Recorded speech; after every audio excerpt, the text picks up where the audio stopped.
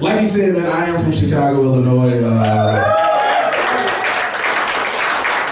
That means I'm a survivor. That's what that means. Let's keep it real, because we hear about it on the news all the damn time. Ain't shit secret about what goes on in Chicago. They compare about what happens on the south side of Chicago, where I'm from, to the war in Afghanistan. So you know that's just horrible. Like 37 soldiers died, that's sad. But let me tell you about what's happening in Chicago. You're like, who decided to do that comparison? But it's so bad to the point where people from other messed up cities try to compare how bad their city is to Chicago. Like, I was in Little Rock, Arkansas recently. Exactly. Stay with me, okay? See, I don't think y'all understand. I was nervous because I remember that old HBO documentary they had called Banging in Little Rock, where teenage white boys was punching each other in the face just to be friends with one another. I was like, if you don't do that to hang out with somebody, what will you do to me? Nonetheless, I met a dude from Gary, Indiana in Little Rock. No, I don't think you want to clap about that. Let me tell you something, there is nothing good that's come out of Gary, Indiana since Michael Jackson's Original Nose. Like since the original, that bell pepper nose. Isn't that else now? Oh, you're from Gary? That's just as bad. I want to shake your hand for being a survivor yourself. All right. Pleasure to meet you. Like, we made it. No, I met a dude from Gary, Indiana. He was trying to compare. He was like, dog, I'm from Gary, Indiana. GI. We straight murderers and killers and thugs in GI. I was like, sir, that is not some shit you need to be proud of. You don't wear that like a Boy Scout badge of honor. You don't do that. He was like, nah, you don't get it. We murderers, killers, and thugs, hardcore. The life expectancy of Gary, Indiana is 18 years old. What y'all know about that in Chicago? I was like, sir, I am from the south side of Chicago. The life expectancy there is tomorrow. Get the hell out of my face. I can spend the night in Gary, Indiana. I said I want to, but I probably make it. I'm probably It's bad. It's known everywhere, man. I was recently in New York City, and I was talking to some people trying to figure out where I was at. And I was talking to this one guy, and he was like, yo, your accent sounds like you're not from around here. Where you from, son? I was like, oh, nah, I'm from Chicago. He's like, oh, the Windy City, Chi-Town, glad to have you. But hey, don't shoot nobody. I was like, what the hell? Why is that the first thing you think I'm gonna do? I'm like a foreigner here. I'm just trying to make sure I don't get lost in some random park with some homeless woman with pigeons on around to help me. That's the plot to hold on to. Listen, I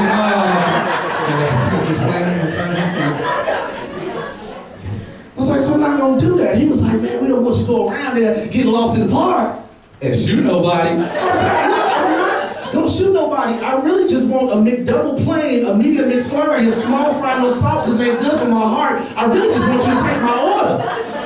He was like, man, Joe, I got you. You want a McDouble plain, you want a medium McFlurry, you want a small fry, no salt, because they're good for your heart, because we don't want your big ass falling out.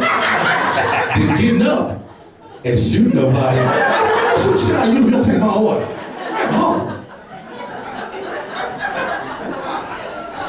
Beautiful being in New York City though, beautiful, man. I got to walk through Midtown Manhattan with a buddy of mine, and we were walking around, I'm looking at the buildings, I'm like, man, this is amazing and disappointing. He was like, why would it be disappointing? You're from Chicago, you all got buildings like that too. I was like, yeah, I know, but y'all got all these tall, beautiful buildings in New York City, and not one goddamn superhero. I don't see nothing. I don't see no Spider-Man swinging about a shit. It's a fat dude over there in a Spider-Man costume, but crime ain't gonna kill him, diabetes will. This is a murder.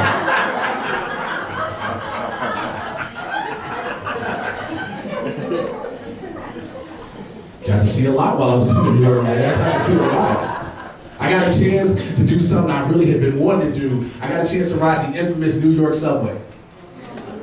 You see how you feel like that? But I'm gonna tell you, for those who don't understand why they have that reaction, is because I knew I would see live, up close, in living color, and in person, all the shit we see on Facebook videos. I knew I was gonna see it. I was so excited. I was like, yes, I'm gonna get to see it. I said, I'm gonna take it one step better. I'm gonna record it myself, make my own video go viral, be a star. I rode the train in New York City for an hour and a half with my phone out like this. I could have got raped, robbed, and snatched up. I didn't give a shit. I was gonna be viral. I was gonna be a the train for an hour and a half and nothing happened. Do y'all not know I jumped up pissed off like, hey man, this is some bull. What is everybody on Adderall, Prozac, Ritalin? Somebody jump up and do some shit stupid. You, put on a tutu.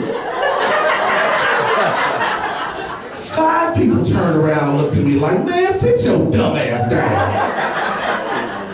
And they all had their phones up recording me.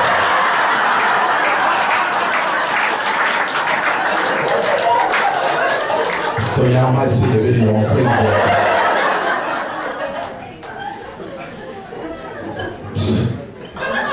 It happens sometimes. I was talking about superheroes earlier, man. I'm a big superhero movie comic book fan. Anybody else in here like that? Okay, thank you to 5 people who wanted to make me feel like I wasn't alone. Because some people's like, this big ass like comic books. He got on that Captain America shoe. That shit ain't never been that big. But I love superheroes, and I'll tell you why. Because it reminds you of an innocent point in your life when you were a child, and everybody pretended they wanted to be a superhero. You would take a pillowcase or a towel, tie it around your neck like it was a cape, and you act like you had superpowers, you were real strong, you could run fast, you could fly and jump off buildings until somebody fell and broke their shit. But I didn't want to be a superhero. I didn't. They did. They see it, like, yeah, so yeah, we got to. But I never wanted to be a superhero. I didn't. I wanted to be a supervillain because I knew I had the voice for it. Like, it takes a special type of voice to be a villain. See? Do you remember Dr. Claw and Inspector Gadget? Y'all remember that? I'll get you next time, Gadget. Next time. You know that cat? But instead of Dr. Claw and Inspector Gadget, I look like Warren Sapp retired from the NFL. So it's all that stuff for me. That was CeeLo Green from 3 Seasons of The Voice. Listen, big choice. But I wanted to make sure that my villain voice was on point, so I had the perfect way to practice. I would prank call all the promiscuous girls in my neighborhood. That's homeless chicks. I would prank call all the chicks that was having sex with everybody else but me. And I would do this one thing. It was flawless, foolproof. You can do it after you leave here. I promise it works. I would call them up and go, hello? I didn't pull out. And hang up.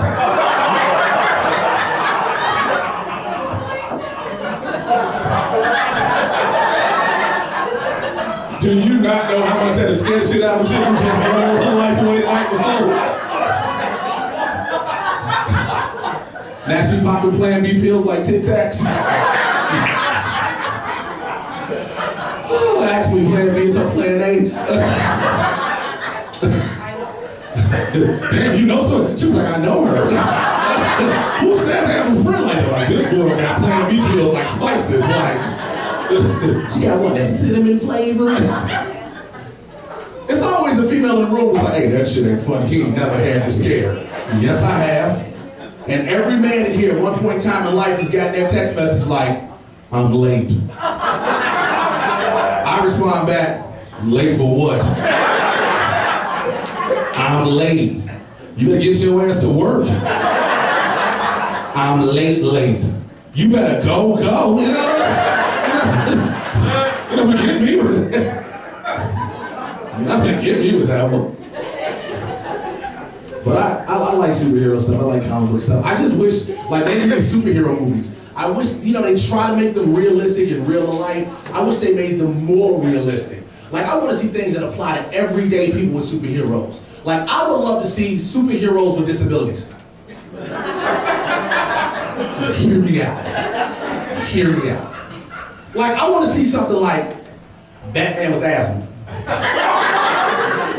And I'm not talking about the Christian Bale Batman, because he sounds like he needs a Primatine Mist. Like, okay, Batman with asthma. I want to see like Captain America with autism. I want to see the Hulk with the gout. Like, can y'all not picture the Hulk stub his toe like, I don't Hulk need orthopedic sneakers. Like, I want to see that. I want to see the Flash with ADHD. Think about use your imagination. I want to see the Green Lantern have epileptic seizures. Now, some of y'all don't get how this works, okay? The Green Lantern has this ring that when he power it up, it blinks twice. So he try to save the world like, let's go, blink, blink. Now,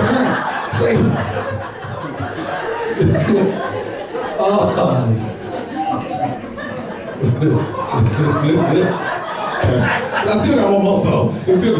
But what I really want to see, is my heart desires for me to see is Superman with diabetes. Like I really, listen, I want you all to use your imagination land for this, okay?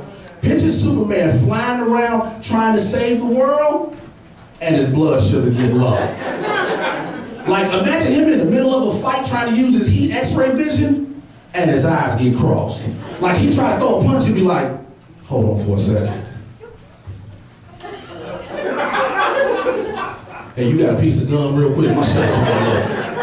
Like basically, kryptonite won't kill him, but a Snickers bar will tear him off.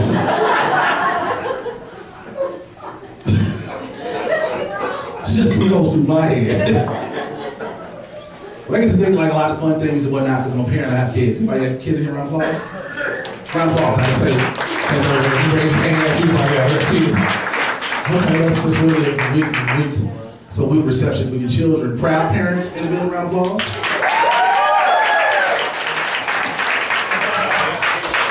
Just stay with me, watch how worse this gets. Proud parents happy that you was able to claim your kids 2 months ago because it was tax season, round of applause. Oh, I'm assuming some of y'all sold your kids off because that was like, I don't know about that. I don't get their earned income anymore. I don't know how it works. I'm a father, man. I just recently had a newborn a couple months ago.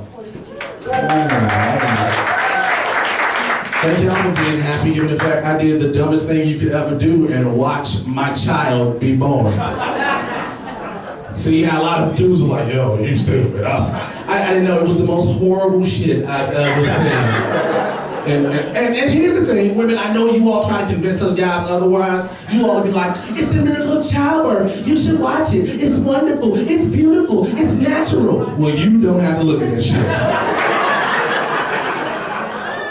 Okay. And the only reason I did it, the only reason, is because I have a son already and my son was born via C-section. Now, for those who don't know what that is, that's where they take the mother, cut her open like a Thanksgiving ham.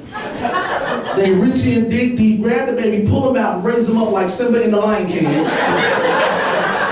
Except Simba didn't have all that purple slime running up all over. Then the doctors want to ask me, Mr. Washington, would you like to hold your son? And I'm like, yes. After y'all hold him down. Or run through a car wash, one or the other. But I felt cheated, so I wanted to watch my child be born. And for those who don't have children, let me tell you how this little process goes. They take you in the room, right? And the doctor's like, Mr. Washington, we're gonna take your wife, girlfriend, or baby mama, have you label her on the paper. I had choices. And the nurse is gonna hold up one leg and you gotta hoist up another, and you just gotta encourage her to push. I was like, that's it? She was like, yeah. I was like, I got this. Come on, girl. Now push, push, push. Oh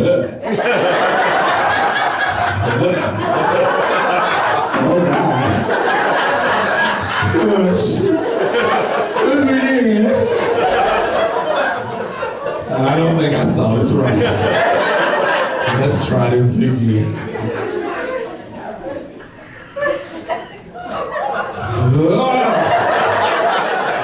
Oh, that's a lot of goddamn.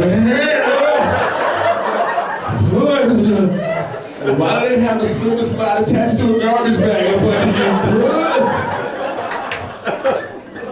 It was the most horrible thing I have ever seen. And I've watched all of the Saw movies by myself.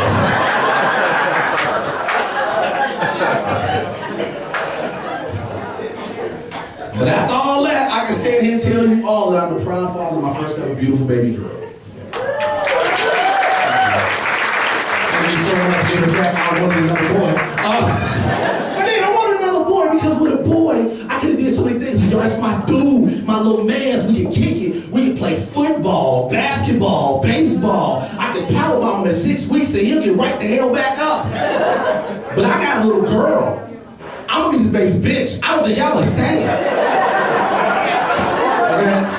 Because if any man in here has a daughter, you know your daughter has you wrapped around her finger. Okay? And there's gonna come a point in time in life, my daughter's gonna ask me for something. I'm gonna try to tell her no, and she gonna hit me with the eyes like the puppy dogs in the Sarah McLachlan commercials at 3:15 in the goddamn morning.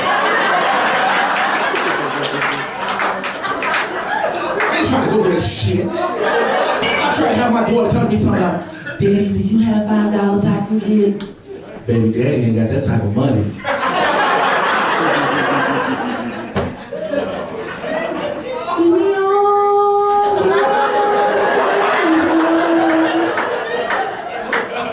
Hey baby, go ahead and take Daddy's last. But where the hell did that music come from? I was feeling tranced. I'm over that. I'm over that. Like I said, I do have a son. I'm a proud father of a 10-year-old that I know he's mine because the test proved it. Listen, that's another story for another day. We'll talk about it later. But I love my son, man. I love my son. I know a lot about my son. I think all parents should know about their children. Like, I know my son is bad as hell. Anybody got badass kids in here will admit it? Yeah, you go to a black church. She was like, tell it Jesus. Either a black church or you watch Tyler Perry movies, one of the two. But I hate people who got badass kids and then like they have no idea where these little demonic heathens that came from. Because you will hear people use this one excuse all the time to try to justify children. There's no such thing as bad kids. There's only bad parents. Bullshit.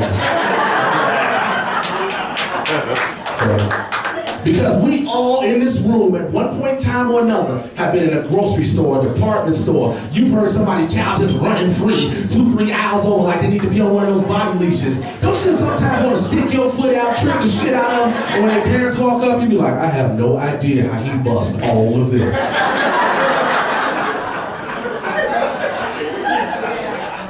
Maybe he shouldn't be running.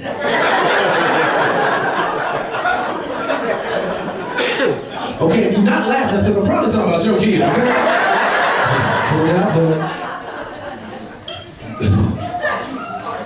One thing people don't realize is badass kids, they're super impressionable. They're way more impressionable than other kids. And they pick up on everything their parents do and say. And they'll put their parents' business out in the street no matter where they go because as we know, kids do not have a filter. Okay? I was at the laundromat the other day minding my own grown man business. Okay? This little black girl, she grabbed her little brother's arm and was like, Treviante. Who in the hell names their baby Treviante? You set that baby up for failure. It got worse. It got way worse. She was like, Treviante, come on, let's play Section 8. What in the hell is Section 8? Because Section 8 is a government housing program. It is not the ghetto's form of house help. It's just not. It's not. But I'm nosy, and I want to know how this game is played in case my 10-year-old decides he wants to play it with me. So I stopped minding my grown man business. I'm now minding these kids' business. Listen to her break down the rules just so I don't miss out. Talking about this how we gonna play it. I'm gonna play the caseworker, you play mama's boyfriend. Now you run in the basement and go hide like you're not supposed to be here. I said, oh shit! Let me put these quarters in this dryer.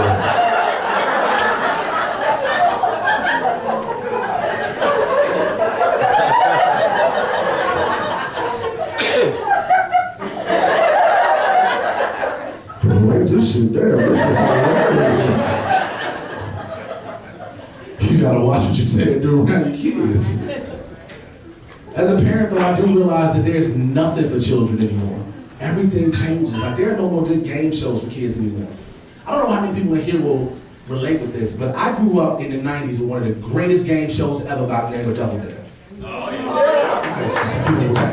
These people who want to say, I'm talking about the real Nickelodeon, not the Nick Cannon bullshit out of them.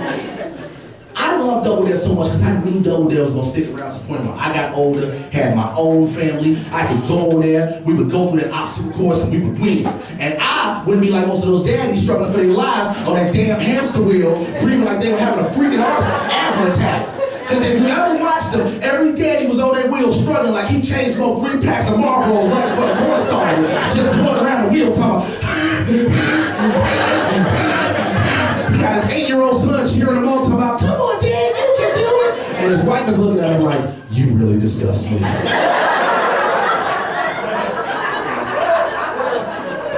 You wasted our whole vacation in Universal Studios for this shit. And I got this green shit in my head.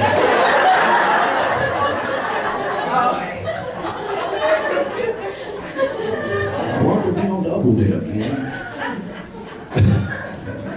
I wanted to be on there, man. I knew, but there was another game show. If I couldn't get on Double Dare, it was called Legends of the Hidden Temple. Okay, like 5 people remember this game. I'm cool. Okay, I'm fine. The 5 of y'all can stay with me through this story. Legends of the Hidden Temple, what it was you had these little groups of teams, and the object was to get to run through this ancient Indian, Aztec, Mayan, whatever they were sacrificing little kids type pyramid. And that's what it was. But here was the problem. I felt like the team names they had on this show didn't apply to inner city youth like myself, okay? Because they had team names like the Blue Barracudas, Purple Parrots, Silver Snakes, Red Jaguars, right? I'm from the south side of Chicago. I do things I can relate to, like the Black Section 8 Roaches. Or the brown clip-tailed Rottweilers. Or one that was more close to my heart as well as my neighborhood, the red Kool-Aid microbladed hood rats. Things I can relate to. So what, that's what I think I can relate to. And I'm guaranteeing you right now, no 2 black people will tell you exactly what flavor red is. If you ask me and him in 2 different rooms, we will not tell you the same. Because red encompasses about 8 different flavors. It's cherry, strawberry, fruit punch, it's a mixture of a whole bunch of other shit, but I'm telling you, it's one flavor is just red.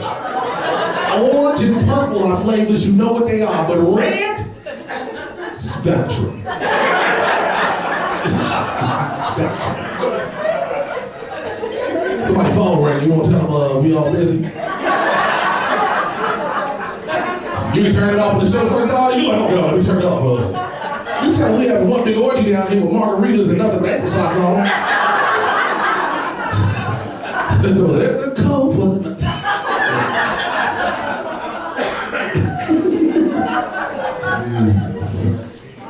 Things change, man. Everything changes for children. Like, I don't know if you all have heard this now, but recently, but Crayola has multiracial markers. Yes, this is true. They have multiracial markers. This is to teach kids a lesson in diversity so they can learn to color in the exact skin tone and complexion of a person on a coloring sheet. I think that's bullshit. But I'll tell you why. When I was in school, if I wanted to color a black person, I had to use black or brown, okay? If I wanted to color a white person, all y'all were peach.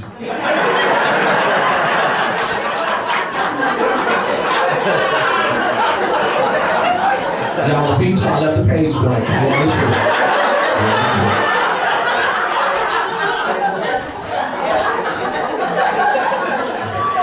If I wanted to color a Hispanic person for some reason, they were orange. Don't ask. I didn't have any choices.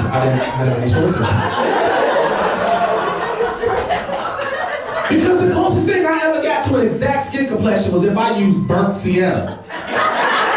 And that was only if I was lucky enough to have that 64 pack of crayons that made you feel like a damn superstar on the first day of school. Okay? Because if you remember with the crayons, you had to set out with your outfit the night before. You had your shirt on the bed, your pants over there, your shoes at the bottom with the crayon, like, I'm gonna kill him in the morning. And you walked in the door to school, it was like a big ass thing of show and tell. You would go to your friends, well, what you got? These jeans and gym shoes. Well, what you got? A 5-star trapper keeper. Had to be 5 stars. It was 4 stars. It was bootleg from the dollar store. That shit. So then they'll come to me and be like, well, what about you, Jay? What you got? This 64 pack of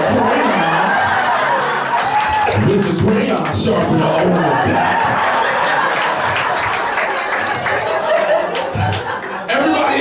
Be just shocked and amazed. They be like, damn, you sharpen pencils too? Hell no, but they get your crayons pointed at them hard though.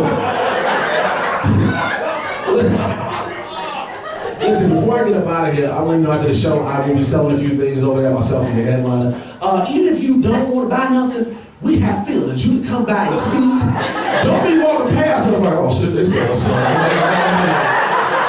Let me see. Girl, pick up your phone. Pick up your phone. Tell somebody you're late. Tell somebody you're late.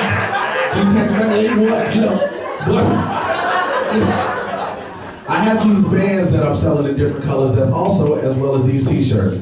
These t-shirts, which I get them upside down, say laughter is medicine. Okay?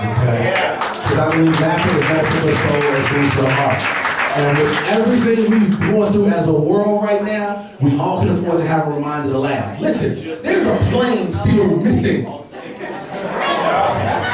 I need you to hear this again. There is a plane missing. This ain't a Chris Angel mind freak, a David Copperfield trick. Google can't locate it. Siri don't know what the hell it is. And evidently, ain't nobody on child support on that plane because they found that bitch in 2 hours.